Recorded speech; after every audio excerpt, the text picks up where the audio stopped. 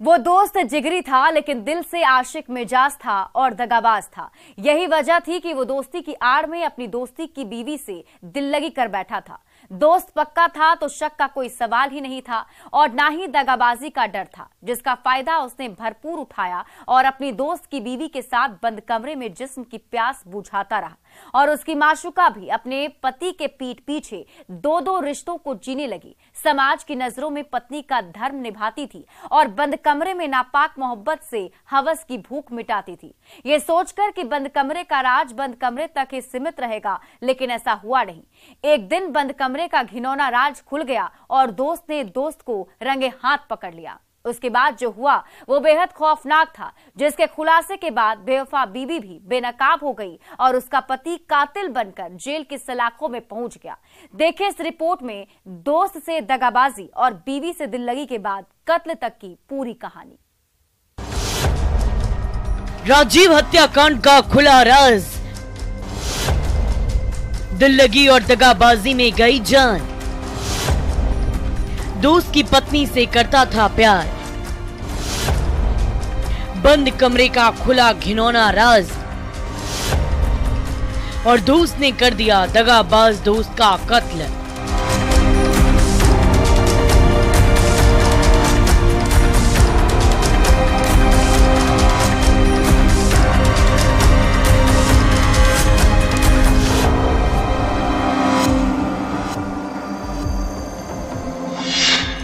हाथों में हथकड़ी और चेहरे पर काला नकाब लिए बेगूसराय जिले की पुलिस की कस्टडी में दिख रहे इस शख्स की कहानी सुनेंगे तो आप भी दांतों तले उंगली दबाने को मजबूर हो जाएंगे।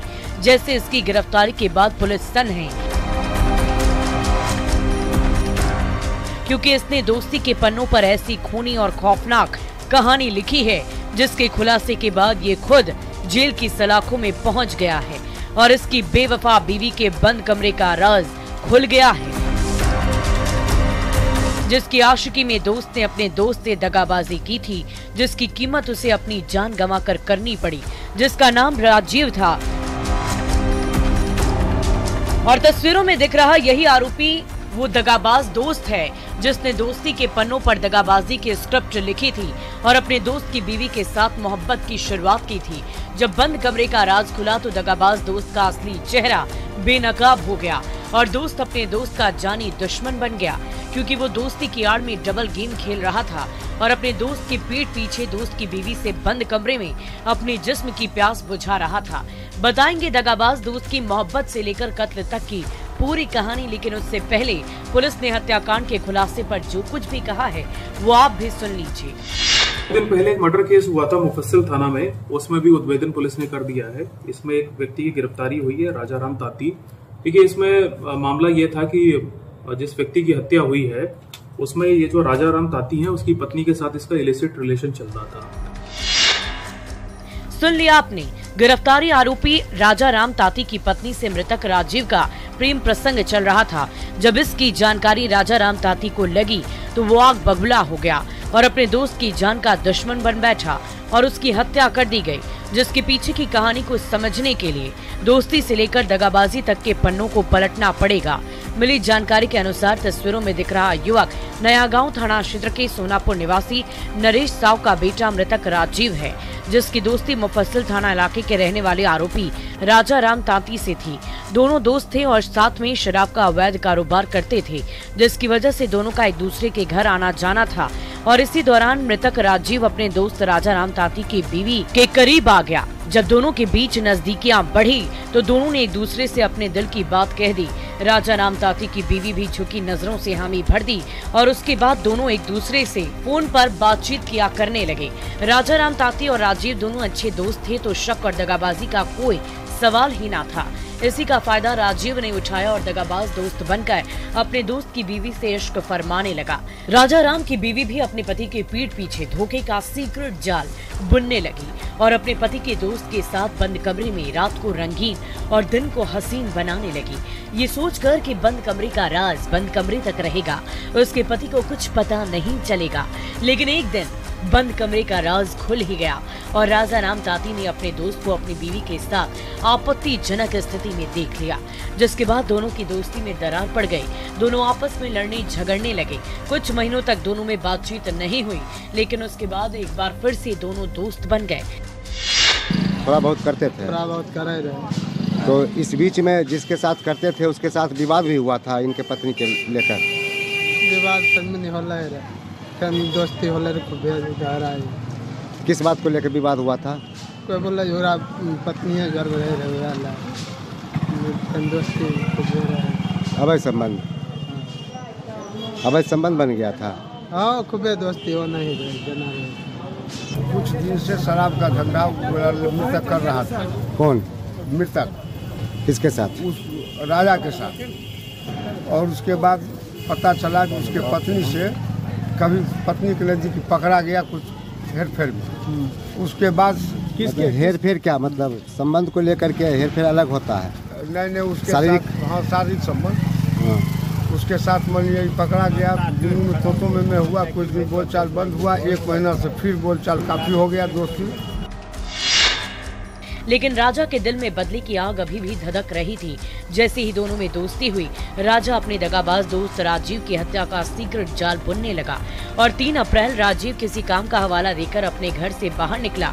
परिजनों को कहा कि 4 अप्रैल तक घर लौट आऊंगा, लेकिन वो वापस नहीं लौटा। घर से निकले जा रहे हैं दाएं करने। अच्छा, 4 नंबर में जाएगा ऊपर। किसके यहाँ? फिर क्या हुआ? उसके बाद 4 अप्रैल को मुफस्सिल थाना क्षेत्र के ईगो पुस्तकालय के पास गेहूं के खेत में उसकी लाश मिली, जिसकी तस्दीक ये तस्वीरें कर रही है। मौके पर मौजूद लोग की भीड़ कर रही है, जिसके बाद से इलाके में सनसनी फैल गई। लोगों ने मुफस्सिल थाने की पुलिस को खबर की। सूचना मिलते ही पुलिस मौके पर पहुंची और तफ्तीश में जुट गई। तब लाश की पहचान नहीं हो पाई थी, लेकिन जब हत्या की तस्वीरें सोशल मीडिया पर वायरल होने लगी तो मृतक के भाई ने शव की शिनाख्त करते हुए परिजनों को सूचना दी, जिसकी पहचान राजीव के रूप में हुई है। उसके बाद पुलिस अज्ञात अपराधियों पर मामला दर्ज कर तफ्तीश में जुट गई और जब छानबीन तेज की तो राजा राम ताती की साजिश बेनकाब हो गई और पुलिस ने उसे गिरफ्तार कर जेल की सलाखों में पहुंचा दिया। ये जो राजा राम ताती है उसकी पत्नी के साथ इसका इलिसिट रिलेशन चल रहा था और ये बात जब उसको पता चली उसी को चलते ये हत्या हुई थी। तो जिसकी गिरफ्तारी हुई है उसने एक्सेप्ट भी कर लिया है कि उसकी पत्नी के साथ उसका इलिसिट रिलेशन चल रहा था मृतक का और यही कारण था उसने मारने का। इसको गिरफ्तार कर लिया है, इसने एक्सेप्ट भी कर लिया है, इसको जेल भेजा जा रहा है और इस पर भी हम लोग अनुसंधान जल्द पूर्ण करा के इसमें चार्जशीट दाखिल करेंगे। इस तरह पुलिस ने राजीव शव हत्याकांड का खुलासा करते हुए आरोपी दोस्त को गिरफ्तार कर जेल की सलाखों में पहुंचा दिया है और मृतक दगाबाज दोस्त की नापाक मोहब्बत को बेनकाब करते हुए आरोपी राजा की बीवी की बेवफाई से उसके पति ने अपने दोस्त के कत्ल की खौफनाक साजिश रची थी, जिसे समाज और परिवार कतई स्वीकार नहीं करेगा। इसलिए रिश्तों की मर्यादा को समझने की जरूरत है ताकि रिश्ता कायम रहे, कहानी ना बने और इसीलिए सावधान रहे, सतर्क रहे, नहीं तो अंजाम बुरा होना तय है। न्यूज़ 18 के लिए बेगूसराय से संतोष कुमार के साथ ब्यूरो रिपोर्ट। सुपौल में अपराधी बेलगाम हो गए हैं, पुलिस को खुली चुनौती दे रहे हैं, खाकी के खौफ को खामोश कर रहे हैं, मौत और खौफ की गोली दाग रहे हैं, जिससे जिले में दहशत का माहौल है, जिसे रोकने में पुलिस नाकाम साबित हो रही है। और यही वजह है कि पिछले 24 घंटे में बेखौफ अपराधियों ने कत्ल की 2 वारदात को अंजाम दिया शहर के अलग अलग इलाकों में, जिसके बाद से जिले के लोग खौफजदा हैं। कहीं बदमाशों ने मौत बनकर रास्ता रोका तो कहीं लॉज में युवक की लाश मिली है। हैरानी की बात है कि दोनों ही मामलों में पुलिस के हाथ खाली हैं, जिससे सवाल खड़े हो रहे हैं और लोग कह रहे हैं कि पुलिस नाकाम है, अपराधी बेलगाम है। देखिए इस रिपोर्ट में कत्ल की खौफनाक कहानी। सुपौल में बदमाश दिखे बेलगाम, 24 घंटे में हत्या की 2 वारदात, डबल मर्डर से जिले में कोहराम।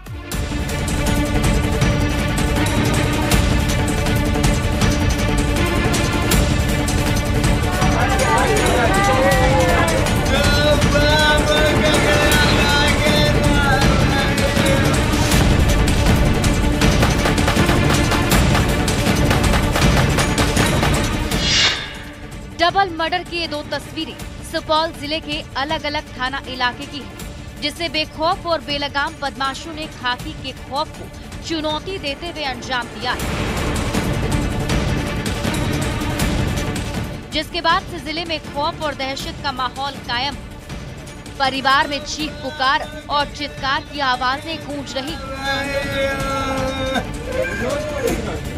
जिसकी तस्दीक ये 2 तस्वीरें कर रही है, जो पुलिस की सुरक्षा के दावों की पोल खोल रही है और चीख चीख कर कह रही है कि जिले में बदमाश बेलगाम, खाकी नाकाम, दहशत में आम इंसान, जिसकी खौफनाक कहानी सुनकर आप भी कांप जाएंगे, जैसे जिले के लोग डबल मर्डर की वारदात के बाद कांप रहे हैं। अस्पताल में स्ट्रेचर पर खून से लथपथ मौत की आगोश में सोया ये शख्स जिले के सदर थाना इलाके के बेला वार्ड 15 निवासी अधिवक्ता माधव प्रसाद यादव का बेटा आशीष कुमार है, जिसे बेखौफ बदमाशों ने अपनी गोली का शिकार बनाया और मौत के घाट उतार दिया है। परिजनों का कहना है कि आशीष 9 अप्रैल को अपनी भतीजी का इलाज कराने अपनी भाभी के साथ सुपौल के एक निजी क्लिनिक में आया था, जहां डॉक्टरों ने बच्ची की हालत को देखते हुए अस्पताल में भर्ती कर लिया। उसके बाद आशीष अपनी भाभी को अस्पताल में छोड़कर अपने गांव लौट रहा था। जैसे ही वो धपरिया गांव के पास पहुंचा, वैसे ही घात लगाए बैठे अपराधियों ने मौत बनकर उसका रास्ता रोक लिया। जब तक वो कुछ समझ पाता, तब तक बदमाशों ने उसके सीने में मौत की गोली दाग दी और मौके से फरार हो गए। इसकी जानकारी जब परिजनों को लगी तो परिवार में कोहराम मच गया। इसी बीच किसी राहगीर ने पुलिस को खबर कर दिया। सूचना मिलते ही पुलिस भी मौके पर पहुंची, लेकिन तब तक देर हो चुकी थी। 12 बजे निकला था पहुंचाने के लिए। मेरी बच्ची तबीयत खराब है, उसी के चक्कर में परिवार के साथ आ रहा था। उसी में 5:30 बजे यहाँ से निकला घर के लिए।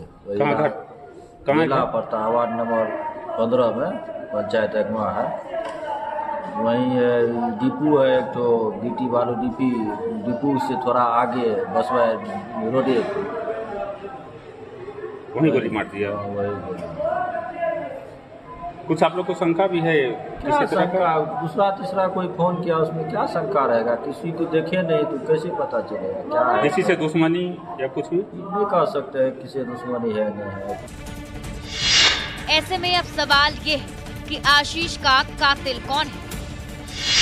किसने लिखी थी हत्या की स्क्रिप्ट?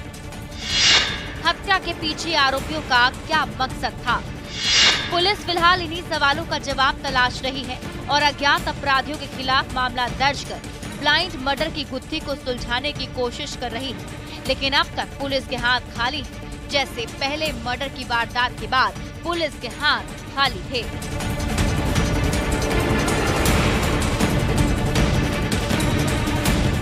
क्योंकि इससे पहले शहर के डिग्री कॉलेज चौक के पास स्थित एक लॉज से युवक की लाश मिली थी, जिसका नाम राम सागर था, जो फुलकाहा गांव का रहने वाला पार्टनरशिप में कॉफी शॉप की दुकान चलाता था, जिसकी लाश लॉज में मिली थी, जिसकी तस्दीक लॉज के छत पर दिख रहे खून के धब्बे कर रहे हैं। हत्या की इस वारदात के बारे में मृतक के पार्टनर ने बताया कि 8 अप्रैल की देर शाम रामसागर किशनपुर से सुपौल शहर लौट रहा था।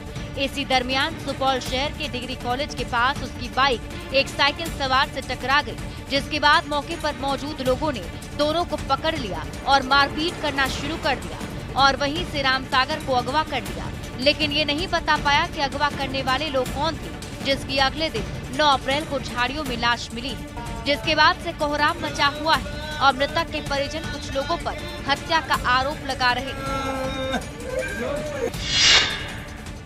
गाड़ी से साइकिल वाला को धक्का लग गया, उधर से 10-15 लड़का 20 लड़का आके रामसागर को उठा के लेके चले गए।